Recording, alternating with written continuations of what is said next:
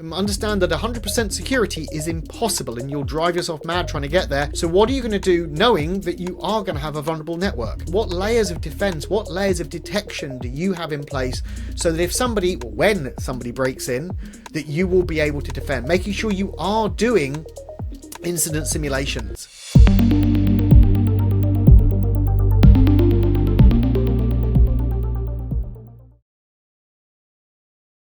Hello and welcome back to In the Spotlight with Closed Circuit, the definitive podcast on digital disruption in the print industry. I'm Louella Fernandes, CEO of Closed Circuit, and this series is brought to you in collaboration with Microsoft Universal Print. Today we're tackling the topic of information security and the trends which are shaping the cybersecurity landscape over the coming year. Who better to guide us in this discussion but Quentyn Taylor from Canon Europe, who will be sharing his views on the trends, challenges and opportunities around the information security landscape. So welcome to the show, Quentyn. It's great to have you here today. Thank you, Louella, for having me here. It's great, obviously, information security. It's one of those topics that's seldom out of the news, and we used to have a little bit of a joke that we were always trying to get information security in the news, and now we're trying to get it out of the news. Yeah, so before we dive into some of the trends that are shaping the information security landscape, could you just tell us briefly a bit about your role at Canon Europe? Yeah, sure. So I'm Senior Director of Product Information Security and Global Incident Response. So I've kind of got three hats on.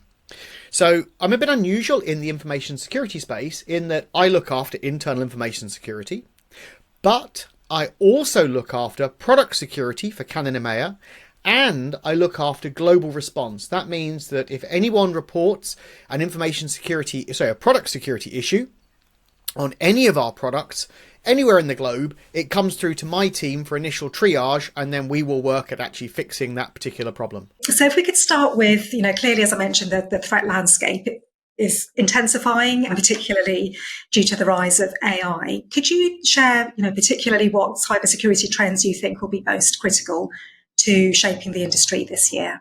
Yeah, so I think AI is going to shape the industry, but I don't think it's going to shape the industry as many people think it is.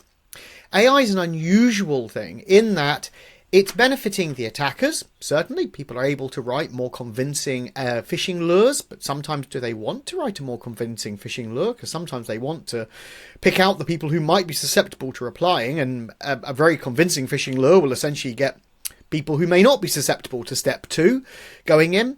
But also it's benefiting the defenders as well. So that if we keep on the threat of phishing, AI can and is being used by most of the tech platforms for identifying what is a phishing email and what is a normal email. So yes, AI is bringing challenges, but it's also bringing solutions as well.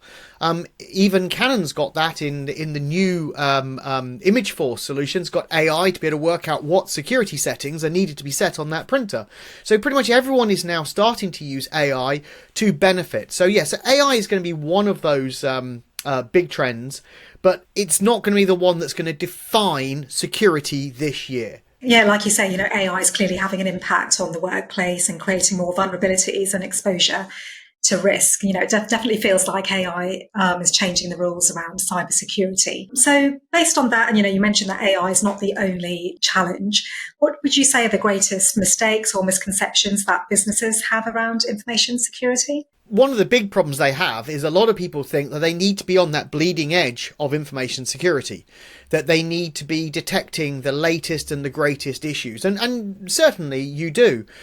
But if you look at the US has an organization called CISA, and CISA publishes every few months, they update a list of these are the vulnerabilities that are being exploited. And this list is gold dust because it lists not what are the top vulnerabilities in terms of, everyone thinks that one's scary, but from their own data, what actual vulnerabilities are being exploited. And it's a fascinating list because vulnerabilities are scored from 0 to 10 with the CVSS scoring, which is an international kind of mechanism of scoring a vulnerability based upon how easy it is, where it gets you, what the opportunity is, etc. Loads of different factors that mean that you can score a vulnerability, kind of like you can score them and compare them against each other.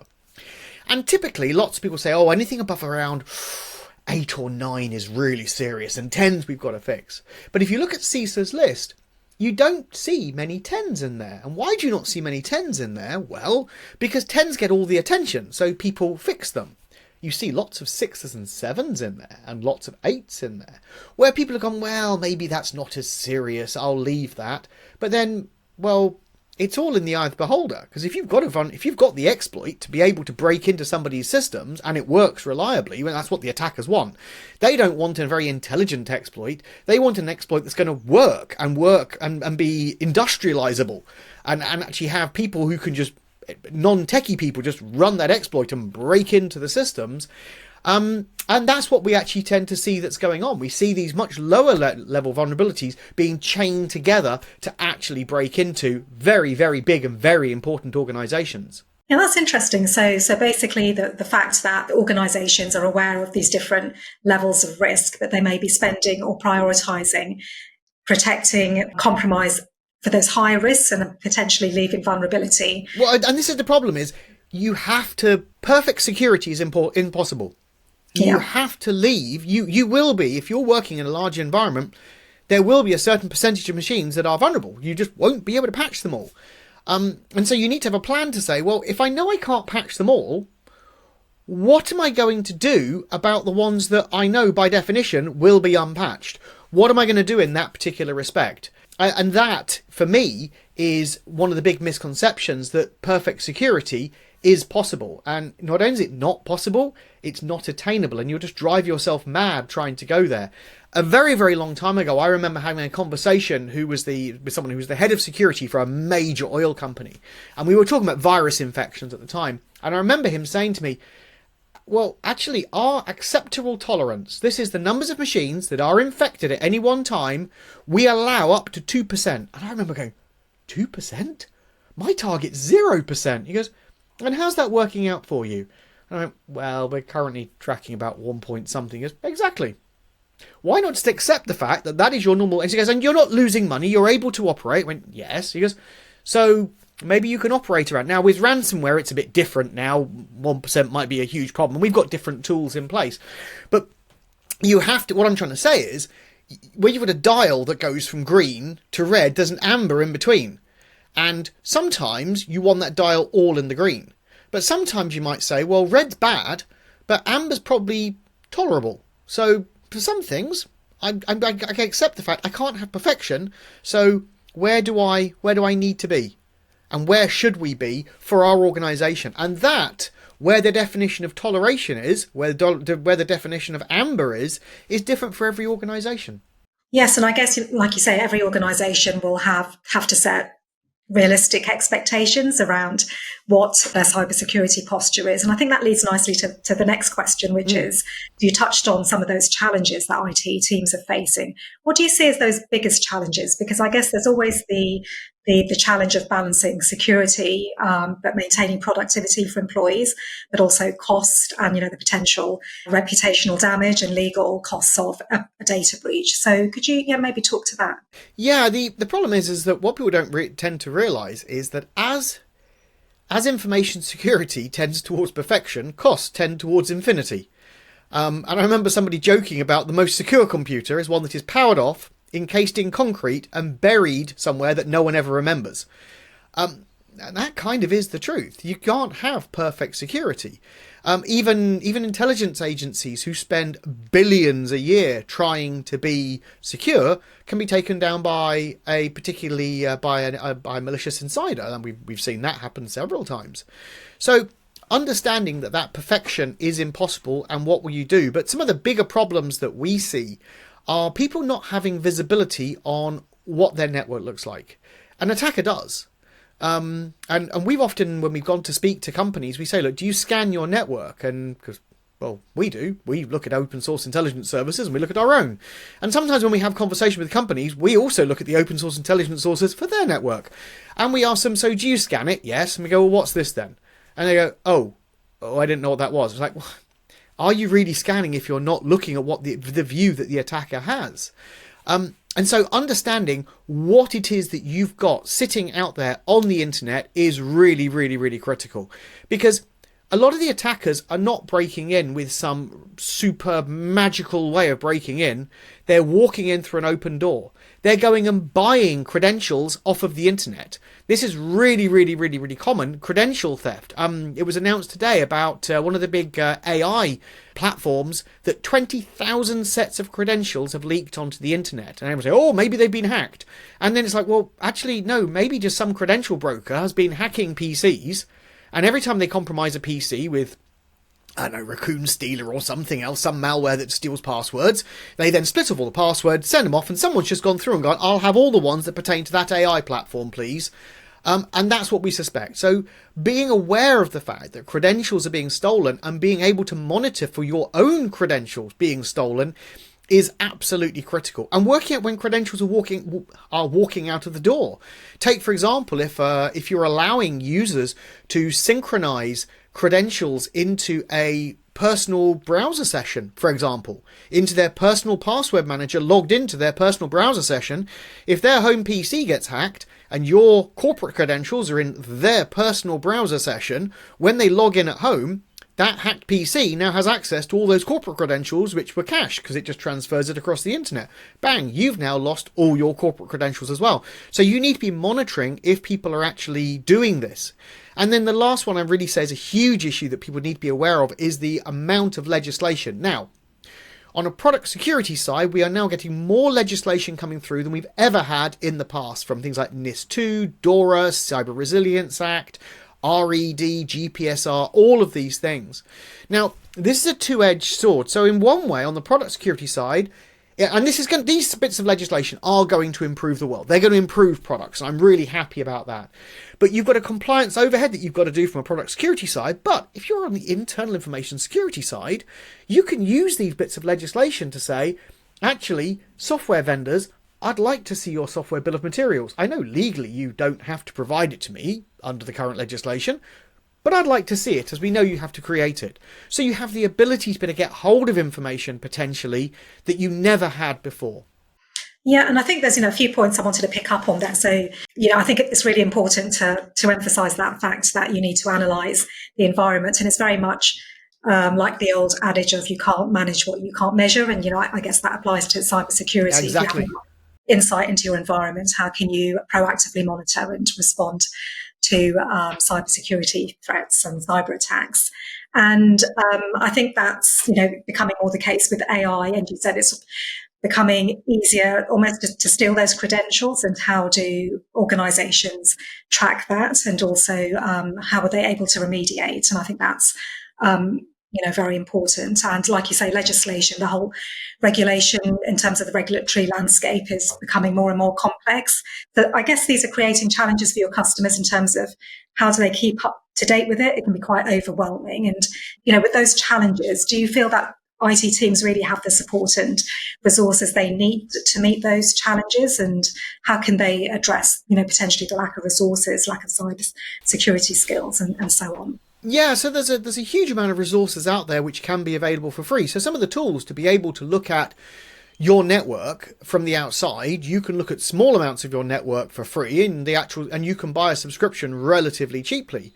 Some of the big email providers, without trying to mention names here, are now making it so that multi-factor authentication is the default, that you cannot deploy without multi-factor authentication. And more than that, they're now starting to take out certain dodgier, more security exposed multi-factor authentication mechanisms, such as things like SMS. Remember that depending upon your threat actors, SMS can be relatively easily subverted. People often forget. Everyone thinks about, with SMS, they think about an attack called SS7, which is where you set yourself up as a virtual mobile provider and then advertise the networks and then take the SMSs that way. And yes, you can do that.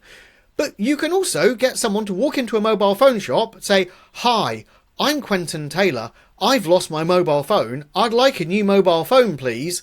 here's my ID, and the ID can be, well, the person in the shop could either be paid to look the other way, or it can be just easily faked because they're accepting like gas bills and council tax bills, and then just get a new SIM as me, and then I might not notice for a day or so. Oh, well, my phone's been a bit quiet because I've been on Wi-Fi, but I've not received any SMSs and I've not received any phone calls, and before you know it, someone else has been receiving your SMSs and phone calls, and that's the simplest way to do it. Much more easier than trying to do some kind of esoteric attack. And we see that happening. So many of the mail providers are now starting to say, look, SMS is not really secure. Let's move to app-based authentication because that's there. The mobile phone operating manufacturers are now also starting to make it the default that they don't display on the lock screen the contents of SMSs. Like if your phone's been snatched out of your hand, the content of the SMS that your bank has just sent, or the message your bank just sent, to unlock the accounts or something else. So we're starting to see these kind of things which are coming in for free incrementally to actually improve it. Just the back end of last year, the NCA and Europol worked together to take down one of the huge ransomware groups. And they spent a lot of effort and they did an awesome job. And there was a recent article in The Guardian talking about the fact that the big ransomware payments have seemed to have stopped. Ransomware payments are down, but the numbers are up. When you look at the detail, it seems like there's much more smaller parties taking out smaller companies for less money than these big monolithic ransomware organizations taking out large organizations for huge payments. So it is having an effect, and these are things that are improving everyone's security posture. Yeah, so would you say, just picking up again on multi-factor authentication, would you say that really is the foundation for any strong cybersecurity approach to ensure that the whole IT infrastructure, whether it's just IT and print? Because I know, a few years ago, zero trust was emerging as that real focus. And is that still something that you're seeing in terms of your customers and how they're adopting MFA to support those? Yeah, remember that zero trust is more of a concept rather than a place, whereas MFA is a thing you can touch and buy, whereas zero trust is just a conceptual way of doing things. And it's not just about making sure you've got MFA in place, and MFA in place on all kind of internet-facing assets, but making sure you've got the logs from the MFA going somewhere and people looking at that. So that if Quentyn Taylor logs in from Uxbridge, and then Quentyn Taylor is suddenly logging in from, Johannesburg, that it suddenly flags up and goes, hang on a second, Quentyn Taylor can't be in Uxbridge and in Johannesburg. And something that we've also done as well is we've also set it up so that you can then get your printers, because you should be authenticating to your printers, because many people don't do this. We often forget in an age of AI. And then we talk to people about My Print Anywhere, which is the ability to use your access badge to log on to a printer, or you could use your mobile phone to log on to the printer. Remember, you've got a thing in there as well. And then have that printer authenticate as you. It then means you can get the log off that printer going into your SIM, your security event management system, to say, right, Quentyn Taylor has just logged on to Office 365 or Google Workspace from Uxbridge. Oh, and guess what? He's just logged on to the printer using his access badge from Uxbridge. He's probably in Uxbridge. But also maybe Quentyn Taylor just logged on from Uxbridge, so he's physically there, but his accounts have just logged on from Paris. Is Quentyn Taylor in Uxbridge or is Quentyn Taylor in Paris? So this is the kind of stuff you're able to get, and sometimes for free, sometimes at not a huge amount extra, that really kind of like put that holistic circular thing around and start to incrementally build up those layers. Yes, it's interesting because in our research as well, we see that there's still a relatively low, like you say, adoption of secure printing through smart card authentication, like you described there. But again, it's not just about protecting the documents and the physical paper that's printed, but it can provide that audit trail of who's printing where and what. And and more importantly than that, users love it. I remember in the bad old days before My Print Anywhere, when users moved floor, you used to have to reconfigure their default printer. Now, with Uniflow in the cloud, all of your PCs and the entire organization have one default printer, the Uniflow in the cloud, and wherever you happen to log on to, suddenly all your print settings and all your stuff goes to that printer. And then if I then fly over to Amsterdam, I log on to a printer in Amsterdam. These are just things you just don't think about anymore. You just put it down and that's where my prints come out of.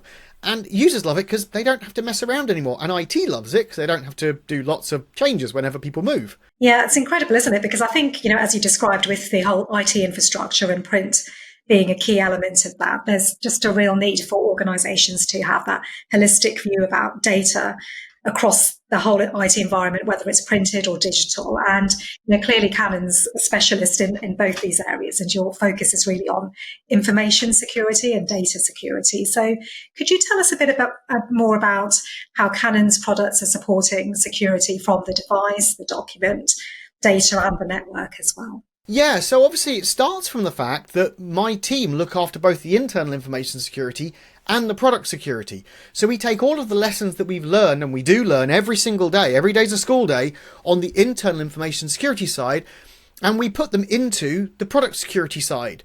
We use all of the services that it's appropriate for us as a large corporate to use. We understand the different kinds of customers, and we start to help the product teams to put together the different solutions. So everything from the subscription services around making sure that we've got these sort of like all these security services, from the monitoring of the devices, for making sure that the services are that the printers are actually arriving secure by default, to making sure that the security settings like My Print Anywhere, making sure the print logs are going somewhere, making sure that the printers deployed in their own independent network without anything else being able to speak into it, the hardening guides and the hardening settings. So we make sure all of this is actually managed and maintained, and customers can either pay for it to be on a one-off service or on a monthly basis, and then there's different levels of the monthly basis to make sure that all of these things are there, and things like hard drive encryption is there. Things like anti-malware from Trellix is there, working at rest as well, to make sure that it keeps those machines secure at all possible times. And it's also about the work that we do with the larger customers, so that we can take any of the help and advice that we've got and pass it on to them. Things like how to set up My Print Anywhere, because there's obviously you could use your ID badge, you could use many other different access tokens. Not all ID badges are equal, so we try and explain to people what kind of services they have available to them and how they can go from the most secure to acceptable security. Remember, it's all about balance. It's not about saying that is 100% secure. It's actually what is appropriate for your network. I mean, we were talking to a customer a while ago, and they needed two different kinds of security, because they were a bank and they had back-end services which needed to be quite secure, but then they also had front-end services in a branch, where of course in the back-end services everyone who's there is meant to be there. Everyone who is there has passed physical security. In the front-end services in the branch, well, it's members of the public can just wander in. So they needed this totally different kind of security setup depending upon who they were, and we could advise them on that.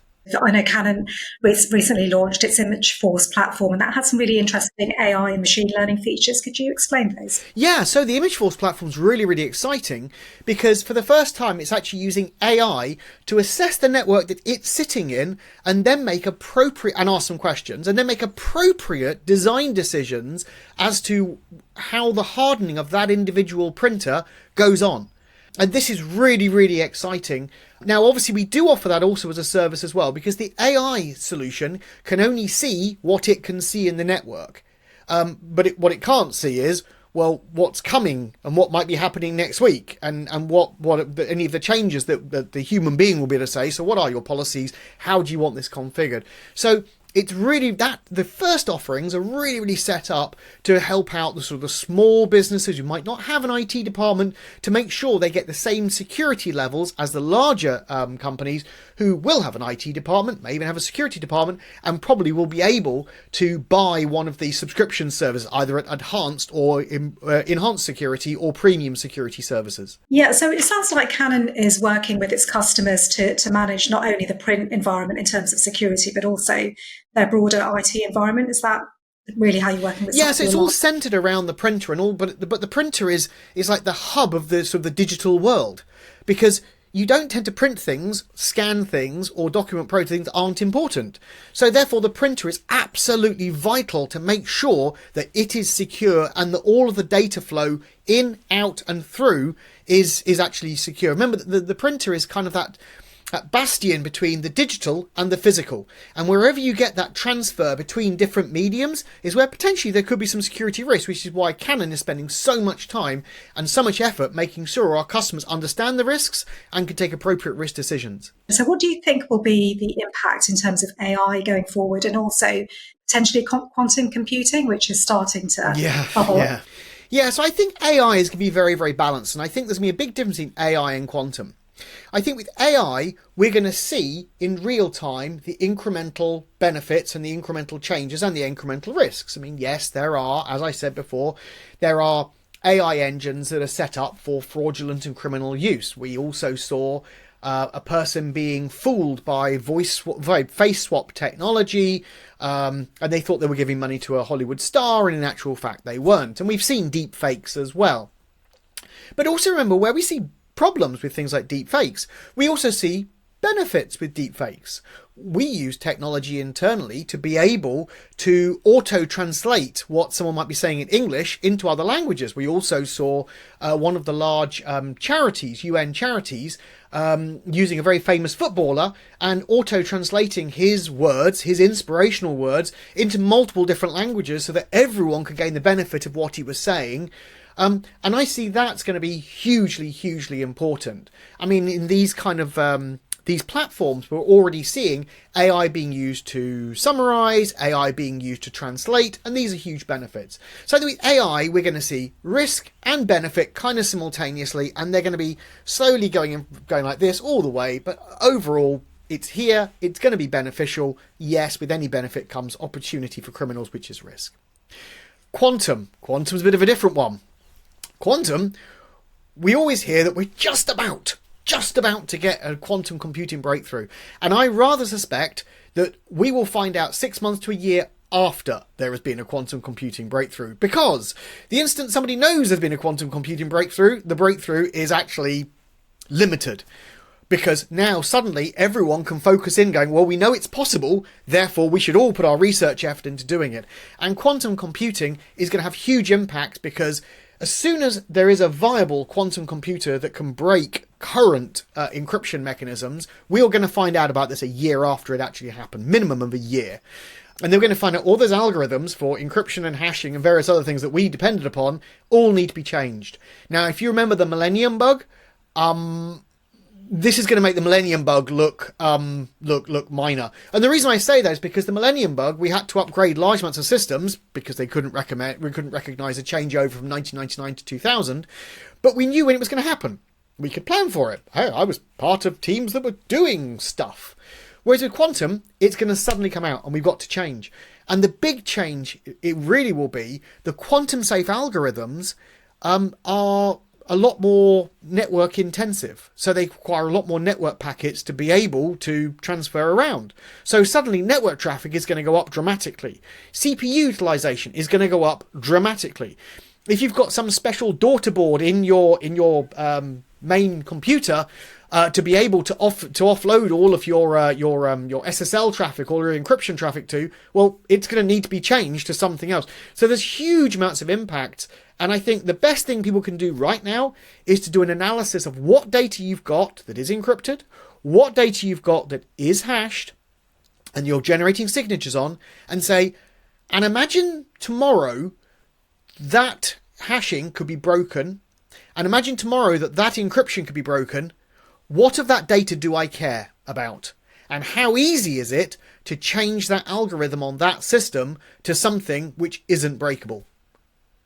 And that's what I'd recommend doing today. Because at some point in time, in the next year to 2 years, you're going to need to dig that plan out and you're going to need to do it. So better to start planning today. Yes. And, it's interesting to hear you draw the analogy with the Y2K problem, that's just, demonstrating the scale of the potential problem, but us not knowing exactly when that problem is going to hit. So, it's definitely a space to... Well, every single IT device that you own probably does signing, hashing and encryption. Everything you've got, from your phone to your pager if you've got one of those, to my smoke alarm that's above my head here, to the Wi-Fi access point, to the network switch over there. Do I care so much? Well, maybe not on those devices, but do I care on other devices? Well, possibly, probably. Yeah, so that's, very much looking ahead. So what would you say would be, just to wrap up, really some key recommendations for organizations to improve their cybersecurity posture? What steps should they be taking now? So, in no particular order, I'd say prepare for regulation. There's so many regulations coming around at this moment in time, and some of them, a lot of them require a lot of work, but some of them you can also benefit from as well. So have a look at what's coming up, even if it's not in your sector, and say, how can I benefit from that? People are having to generate data that maybe I can get use of, and I can start to understand more detail of what I've got from there. Understand about your vulnerability management picture. Understand that 100% security is impossible and you'll drive yourself mad trying to get there. So what are you going to do knowing that you are going to have a vulnerable network? What layers of defense, what layers of detection do you have in place so that if somebody, or when somebody breaks in, that you will be able to defend? Making sure you are doing incident simulations. Remember that credential theft is rife, and it's how a lot of people break in. Everyone thinks it's some attacker sitting behind with some zero-day attack that no one's ever seen before, and it's all advanced and everything. And in reality, most of it is someone just went online and bought credentials into your organization. So make sure that you are monitoring for credential theft. Make sure you've got multi-factor authentication in on everything. And if you're a cybersecurity professional, just an IT professional, or actually anybody listening to this, look at your personal accounts and say, which ones are really important? Maybe your online subscription to a newspaper, not important. Someone breaks into that, they could maybe comment on a story as you, maybe not important. Your primary email, your primary social media, your LinkedIn profile, you probably care about those. So make sure they're going to MFA. At a corporate level, make sure you've got telemetry. Make sure that not only you've got everything going into multi-factor authentication, but you're getting the logs off and someone's looking at those logs. Many of the mail providers or many of the MFA providers have telemetry and dashboards so they can give you impossible travel reports, log on from places that person shouldn't be logging in from, known dodgy locations. They provide this. Read it. Have a look at it and go, oh, hang on a second. He's in the office. Why is he also logging in from Moscow or from Finland? He's not over there. They're probably right. I think his credentials have been stolen. And the last one is remember your print network. Don't forget your print network. You've got a huge amount of very sensitive data flowing through your print network, being scanned, being copied, being printed. Make sure that you are enforcing logons to your print network. Make sure the printers are actually configured effectively, and don't, as we've seen so many times, put the printers on the internet unless that's what you intend to do.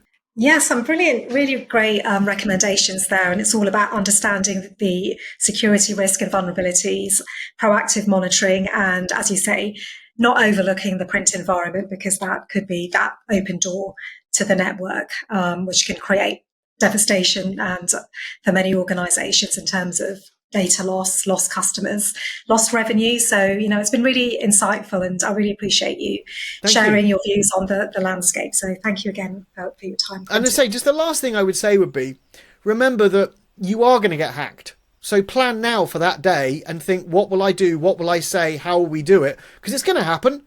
And it's not that you were hacked that people are going to remember. It's the way you recovered from it. Yeah. So it's all about remediation and having those best practices in place. So, very great insight. So, thanks again for joining me today, Quentyn. Thank you. Thank you for having me. So thank you for joining today's episode of In the Spotlight with Quocirca. For more information, please visit quocirca.com and be sure to subscribe to our YouTube channel. Thanks again for joining, and I look forward to seeing you in our next episode.